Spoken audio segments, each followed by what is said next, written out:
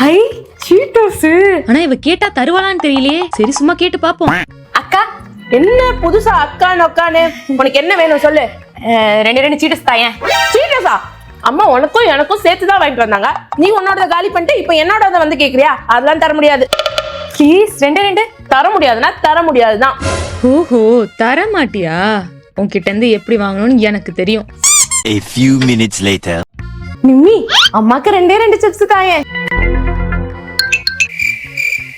அம்மா தானே கேக்குறேன், ரெண்டு தர மாட்டியா? நான் தரேன், ஆனா நீங்க மட்டும் தான் சாப்பிடணும். இந்தாங்க. தேங்க்யூ. அம்மாக்கு இந்த மாதிரி சிப்ஸ் எல்லாம் பிடிக்காது. எங்கேயோ இடிக்குது, என்னன்னு போய் பாப்போம்.